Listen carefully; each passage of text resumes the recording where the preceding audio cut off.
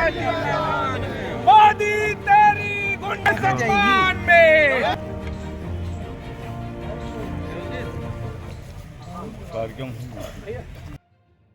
आज यहाँ पे आप लोग अम्बेडकर जी की प्रतिमा पर पुष्प अर्पित कर रहे हैं, क्या संदेश देना चाह रहे हैं? देखिए, भारतीय संविधान के जो रचयिता है, जिन्होंने भारतीय संविधान को लिखा और जिसके अनुरूप हमारा देश जिसके अनुसार चलता है,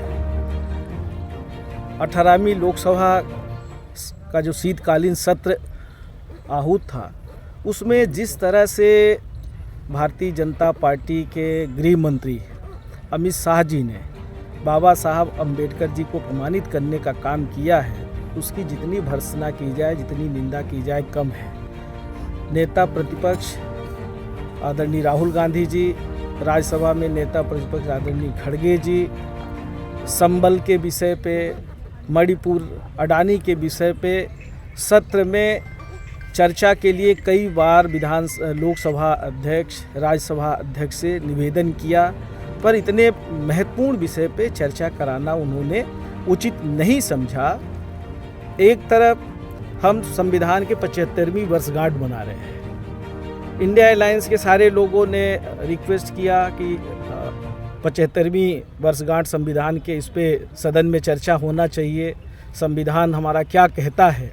और जितने वक्ताओं ने भी बोला, पहली बात तो सुनने को तैयार नहीं है, और जितने वक्ताओं ने बात रखी उसमें ज़्यादातर हमारे जो सांसद थे, जो इंडिया अलायंस के लोग थे, उन्होंने जो संविधान हमारा क्या कहता है और उसके अनुरूप चलने की बात कही।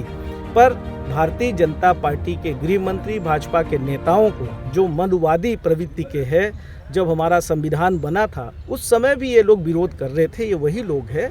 और पार्लियामेंट में भी जबकि हमेशा ये आरक्षण विरोधी बात आती थी, और इनके नेताओं ने कहना शुरू कर दिया था, पार्लियामेंट इलेक्शन में जो रिजल्ट आया, अभी जो चुनाव रिजल्ट आया, वो एक तरह से अपंगु सरकार है। उसके बाद भी इनको समझ में नहीं आया, 400 पार फेल हो गए। तो कांग्रेस पार्टी, इंडिया अलायंस के लोग और देश की जनता ने इनको जवाब भी दिया, और जिस तरह से वक्तव्य जारी किया, अपनी गलती पे माफ़ी मांगने की बजाय उल्टा सीनाजोरी कर रहे हैं। हमारे नेताओं के साथ धक्का मुक्की की, खड़गे जी गिर गए, राहुल जी के खिलाफ झूठा मुकदमा दर्ज कर दिया।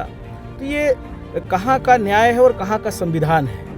आदरणीय बाबा साहब अम्बेडकर जी समता मूलक समाज की स्थापना के हमेशा पक्षधर थे, यही हमारा संविधान भी कहता है। न्याय के पक्षधर थे, यही हमारा संविधान कहता है। और इसी की लड़ाई इंडिया अलायंस और कांग्रेस पार्टी, आदरणीय राहुल गांधी जी, आदरणीय खड़गे जी, आदरणीय प्रियंका जी, इंडिया अलायंस के सारे नेता इसी लड़ाई को लड़ रहे हैं। पर भारतीय जनता पार्टी के नेता, सरकार में बैठे हुए लोग संविधान को ख़त्म करना चाहते हैं। वो नहीं चाहते कि संविधान के अनुरूप देश चले, और आज उसी की वजह है। हमारा संविधान है, संविधान की वजह से लोगों के मौलिक अधिकारों की रक्षा होती थी, सभी संवैधानिक संस्थाएं बहुत अच्छे से चलती थी, सबको न्याय मिलता था।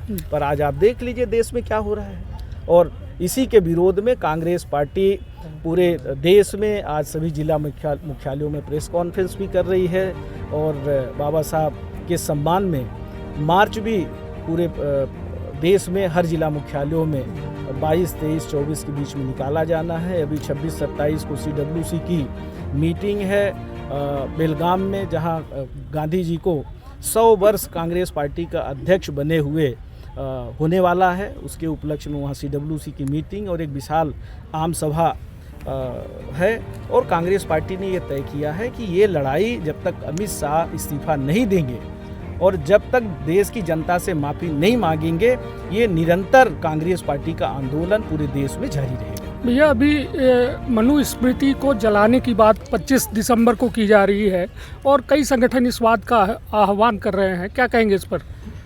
देखिए, कौन क्या कह रहा है, कांग्रेस पार्टी हमेशा सर्वधर्म समभाव के पक्षधर रही है, और हमारा संविधान भी यही कहता है, सभी धर्मों की रक्षा हो, सबको समानता से सम्मान मिले और सबको न्याय मिले। कांग्रेस पार्टी इस तरह के बातों में नहीं आती है। हमारा तो सीधे सीधे कांग्रेस पार्टी का एक ही उद्देश्य है कि हमारा संविधान सुरक्षित रहे, और बाबा साहब का जो अपमान अमित शाह जी ने किया है, भारतीय जनता पार्टी के नेता कर रहे हैं वो देश से माफ़ी मांगे अमित शाह जी और अपने गृह मंत्री पद से इस्तीफा दें। नमस्कार, मैं डॉक्टर अखिलेश पटेल, संचालक नेशनल हॉस्पिटल रीवा से। आज आप लोगों के माध्यम से कैंसर के लक्षण को कैसे पहचाने इस विषय में एक छोटी सी जानकारी देना चाहूँगा। बात करें कि विंध्य क्षेत्र में पुरुषों में सबसे ज़्यादा कैंसर मुख का कैंसर होता है।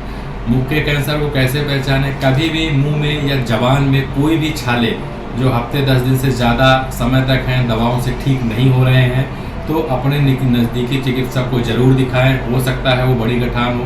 लक्षण जो है शुरुआत में ही पहचान में आ जाते हैं तो उसका संपूर्ण इलाज हो सकता है। दूसरी बात करें महिलाओं में, तो महिलाओं में विंध्य क्षेत्र में बच्चेदानी का कैंसर और ब्रेस्ट छाती की गठान का कैंसर सामान्यतः पाया जाता है।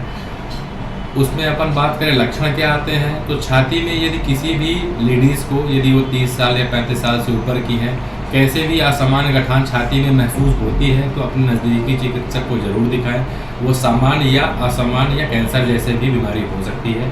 और महिलाओं की दूसरी जो सबसे बड़ी बीमारी है वो होती है बच्चेदानी का कैंसर। बच्चेदानी का कैंसर अमूमन 40 वर्ष के ऊपर की ही महिलाओं में पाया जाता है। उसमें असामयिक तरीके से रक्त का स्राव या मावात का जाना, ये उसका प्रमुख लक्षण रहता है। तो यदि किसी भी महिला को असामान्य रक्तस्राव और मावात जाने की शिकायत लगातार बनी हुई है तो अपने नज़दीकी चिकित्सक को जरूर दिखाएं। ये हो सकता है कि बड़ी बीमारी हो। समय रहते यदि इसका पता लगा लिया गया तो इसका इलाज पूरी तरीके से उपलब्ध है। और ये इलाज हम नेशनल अस्पताल रीवा में आयुष्मान, ESIC एवं विभिन्न सरकारी योजनाओं के द्वारा निःशुल्क उपलब्ध कराने के लिए संकल्पित है। नमस्कार।